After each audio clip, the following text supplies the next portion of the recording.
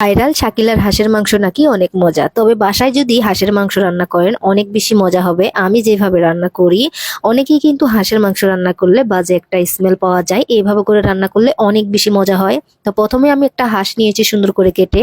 এবার হচ্ছে আমি এখানে পেঁয়াজ কুচি দিয়ে দিব, আদা রসুন বাটা দিয়ে দিব, আর দিয়েছি এখানে জিরা বাটা, দিয়ে দিচ্ছি এখানে কাঁচা মরিচ বাটা। কাঁচা মরিচটা আমি ভেজে তারপরে বেটে দিয়েছি।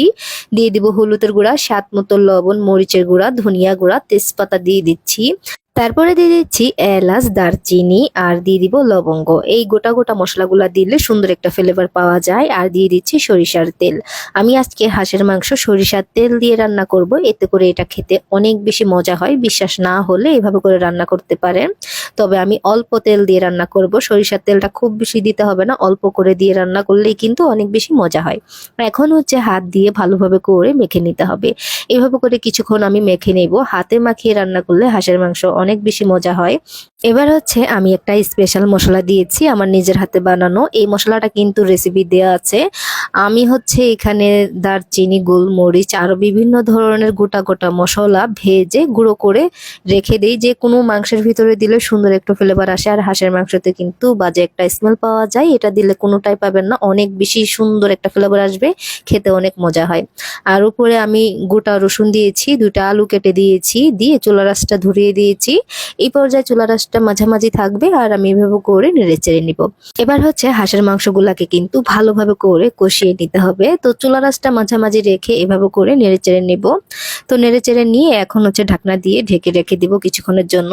তো ঢাকনা দিয়ে ঢেকে রেখে দিয়েছি, আবারও আমি নেড়ে চেড়ে নিচ্ছি। মেন হচ্ছে হাঁসের মাংসগুলাকে ভালোভাবে করে কষিয়ে নিতে হবে। এই ধরেন আমি এখানে আধা ঘন্টার মতো কষিয়ে নিয়েছি। তো আধা ঘন্টা কষানো হয়ে গেলে তারপর হচ্ছে এখানে পানি দিয়ে দিতে হবে পরিমাণ মতো, যতটুকু পরিমাণ আপনি ঝোল আর কি রাখতে চান।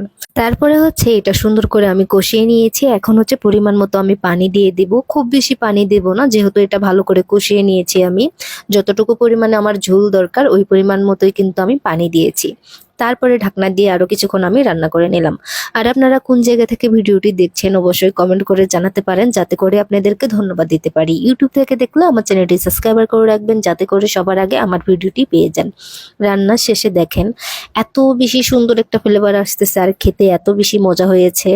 মানে আপনি যেটা দিয়ে খাবেন, ভাত পোলাও, মানে অসাধারণ, মুখে দিলেই মানে খেতেই ইচ্ছা করবে। বাইরে কোনো কিছু ভাইরাল হইলেই মানে সবাই একদম দৌড়ায় যায় ওটা খাওয়ার জন্য। ওটা মজা হোক আর খারাপ হোক, মানে ওটা খেতেই হবে, এটাই হচ্ছে মূল কারণ। কিন্তু আপনি নিজের হাতে স্বাস্থ্যকর উপায়ে একটা জিনিস রান্না করে খেন, অনেক বেশি মজা হয়ে থাকে।